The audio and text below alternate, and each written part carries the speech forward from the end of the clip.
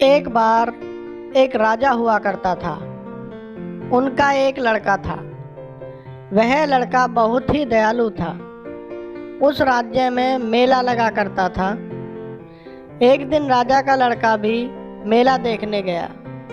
उसने वहाँ एक किताब वाले को देखा। वह चुपचाप बैठा था।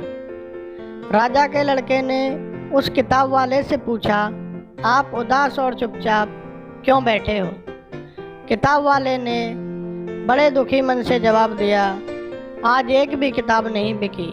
मुझे चिंता है कि आज मेरे घर का खर्च कैसे चलेगा। किताब वाले की यह बात सुनकर राजा का लड़का बहुत दुखी हुआ। उसने एक किताब की ओर इशारा करते हुए किताब वाले से पूछा, यह किताब कितने रुपए की है? किताब वाले ने बोला, यह किताब 100 रुपए की है। राजा के लड़के ने वह किताब 100 रुपए देकर खरीद ली। यह सब देखकर मंत्री जो राजा के लड़के के साथ आया था बहुत ही हैरान हो गया, क्योंकि उस किताब में 10 ही पेज थे। मंत्री ने यह बात राजा को जाकर बताई।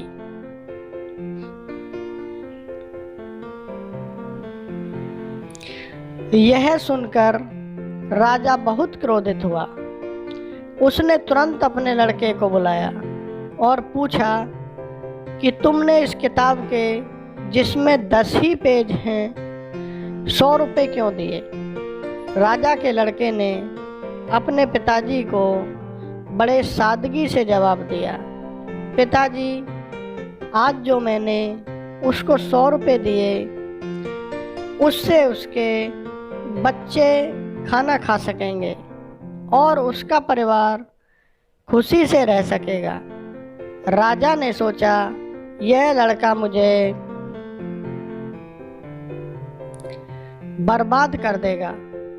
ऐसा सोचकर गुस्से से राजा ने अपने लड़के को तुरंत राज्य से बाहर जाने का आदेश दिया। यह बात सुनकर रानी बहुत ही दुखी हुई, क्योंकि आज उनका अकेला लड़का राज्य छोड़कर जा रहा था। इस पर उसकी माँ ने अपने बेटे के लिए मोतीचूर के लड्डू बनाए और उन लड्डुओं के अंदर मोहर अशरफी को छुपा दिया। रानी ने सोचा कि जब मेरे लड़के को पैसे की ज़रूरत होगी तो वह इनसे काम चलाएगा। रानी ने लड्डू देकर अपने बेटे को विदा कर दिया। आज राजा का लड़का लड्डू और वह किताब जो उसने खरीदी थी उसको लेकर राज्य से बाहर निकल गया। चलते चलते जब वह किसी जंगल से गुजर रहा था तो उसने देखा कि एक चील एक कछुए को लेकर जा रही है। उसने चील से कछुए को छुड़ा लिया। अब राजा के लड़के ने वह किताब खोलकर देखी तो उसमें सबसे पहली बात लिखी थी कि 1 से भले 2। यह बात पढ़कर राजा के लड़के ने कछुए को अपने साथ ले लिया।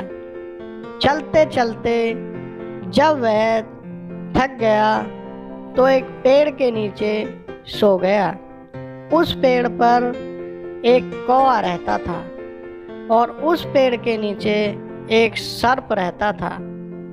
दोनों की बहुत अच्छी दोस्ती थी।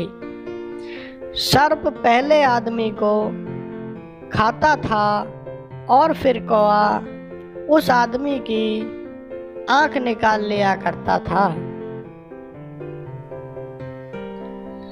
दोस्तों, इससे आगे की कहानी पार्ट 2 में देखेंगे। अगर कहानी आपको अच्छी लगे तो लाइक और शेयर कर देना और चैनल को सब्सक्राइब जरूर करना। धन्यवाद। Thank you.